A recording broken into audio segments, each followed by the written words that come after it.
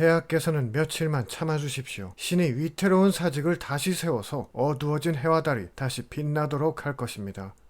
마지막에 마지막 순간까지 나라를 구하려는 마음을 놓지 않던 강유는 끝내 위나라 병사들에게 둘러싸여 장렬한 최후를 맞았습니다. 60이 넘는 고령임에도 홀로 대여섯 명을 죽일 정도로 분전했지만 끝내 온몸이 난자당하며 비참하게 죽어야 했죠. 이미 망해 없어진 나라에 답없는 황제를 품으면서까지 강유는 대체 왜 그렇게 필사적이었던 것인지 유선에게 보낸 강유의 마지막 편지가 깊은 여운을 남기네요.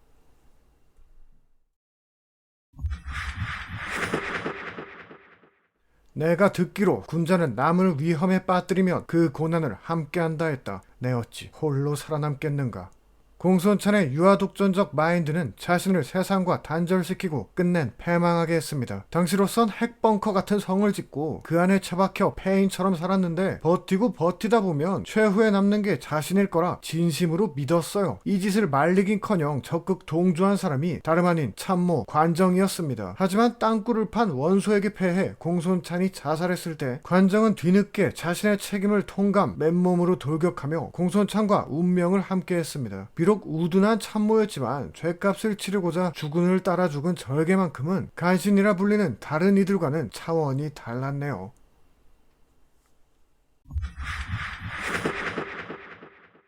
꼬마야, 어찌 항복 따위를 논하느냐. 나는 나라를 위해 귀신이 될지언정 적의 장수가 되지는 않을 것이다.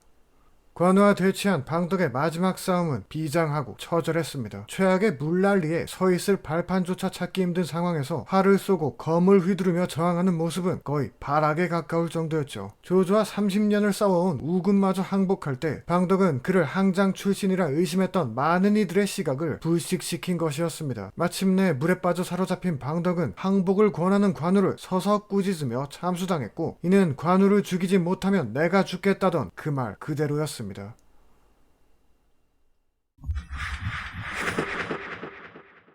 오나라의 개들아, 한나라 장군으로 항복하는 자가 어디 있겠느냐.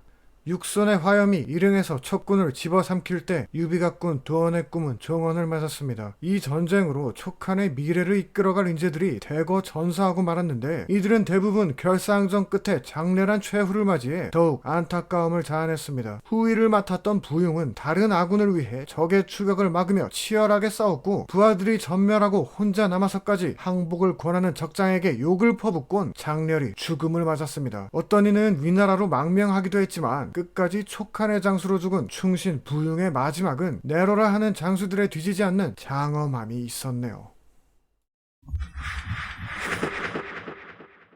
내 임금께서 북쪽에 계시느니라. 신배는 원소와 원상의 오른팔이었으며 기습으로 조조에게 화살까지 맞췄던 실력자였습니다. 어이없게도 업성을 지키던 중 조카의 배신으로 포로가 됐는데 이미 항복해 자신을 조소하는 장자겸에게 너같이 살 바에 나 신배는 죽어서 충신이 될 것이다 라고 응수하기도 했죠. 일각에선 원담을 지독히 배척한 신배를 원가를 분열시킨 원흉으로 지목하기도 합니다. 하지만 조조가 신배의 대쪽 같은 성격을 알면서도 거푸 등용을 시도한 걸 보면 남주기 아까운 충성스러운 인재였던 건 부정하기 힘든 부분이죠. 처형당하는 순간에도 집행인을 꾸짖어 원상이 있는 북쪽을 바라보며 처형당한 신배의 장렬한 기백은 지켜보던 사람들마저 탄식을 금치 못했다고 합니다. 대장부가 주군의 명을 받아와서 항복이라니 나만은 그럴 수 없다.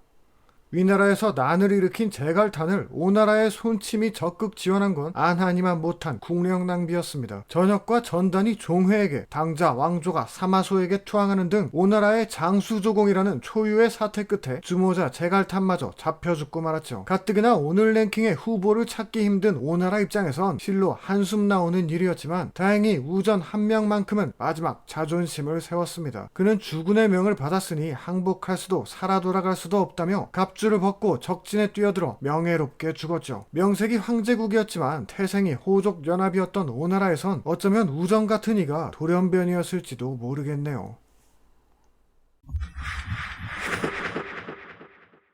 나는 군에 든 이래 적을 보고 달아나는 것을 배우지 못했다. 하물며 천자를 모실 때이매랴.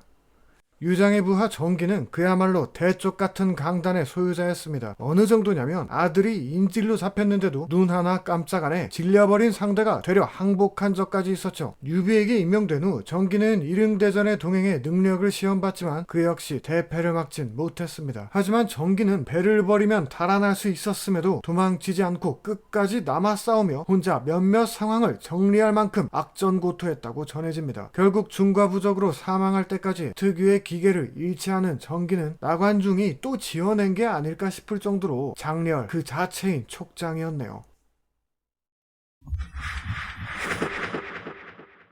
나는 황호를 제거하지 못했고 강유를 막지 못했으며 지금은 관을 지키지 못했다. 무슨 면목으로 돌아가겠느냐. 제갈량의 늦가기 외동아들 제갈첨은 아버지의 후광에 힘입어 존재 자체만으로 촉한에서 아이돌 대접을 받았습니다. 이런 그가 등해를 격퇴해 나라를 지켜내는데 성공했다면 만고의 빛나는 명성을 얻었겠지만 은평을 넘어온 등해를 상대로 소극적인 자세로 임하다가 그만 완패해버렸습니다. 이 과정에서 황건의 아들 황숭의 눈물겨운 진언을 무시한 게 큰 패착으로 작용해 등해와 짬밥에서 차이가 난다는 핑계로 커버될 게 아니었죠. 비록 아버지의 능력에 훨씬 미치지 못한 탓에 촉한을 지켜낼 순 없었지만 나라와 운명을 함께하며 마지막까지 싸우다 죽는 모습은 북벌 중 수명이 다했던 제갈량과 오버랩되며 촉한의 모든 이들을 눈물 짓게 만든 것이었습니다.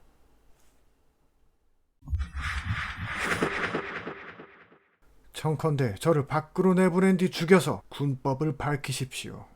처형을 재촉하는 진궁의 마지막 모습은 네 번째 아비를 모시려는 여포와 대비돼 고아하게 빛났습니다. 진궁 때문에 여간 고생한 게 아닌 조조는 그를 죽이게 되자 오히려 눈물을 흘렸는데 진궁은 스스로 처형장으로 걸어가면서도 뒤 한번 돌아보지 않는 저세상 쿨함을 보여줬어요. 조조의 오른팔이었음에도 조조를 난세에서 추방하기 위해 싸워온 진궁은 최후의 순간까지 마이웨이를 견제하며 실로 그다운 죽음을 받아들였습니다. 항복을 거부하고 죽음을 택했던 인물들은 많지만 진궁만큼 강한 인상을 남긴 자는 또 없을 것 같네요. 부모님이 돌아가신 이때 죽음을 피한다고 어디로 도망간단 말이오. 하후연의 오남 하후영은 7살 때 이미 문장을 지었다는 유전자 조작급 신동이었습니다. 얼마나 영특했던지 고작 13살의 어린 나이에 아버지를 따라 종군했는데 하필 그곳이 한중이었어요. 유비군의 노도와 같은 공격에 하후연이 전사하자 자신을 피신시키려는 부하들에게 하후영은 이 세상에 도망칠 곳은 없다며 유비군의 돌진 아버지를 따라 장렬히 산화했습니다. 그 범상치 않은 최후와 포텐셜을 미루어 하후영의 이 때이른 죽음이 위나라에 얼마나 큰 손실이었을지 생각하는 것만으로 아련해지네요.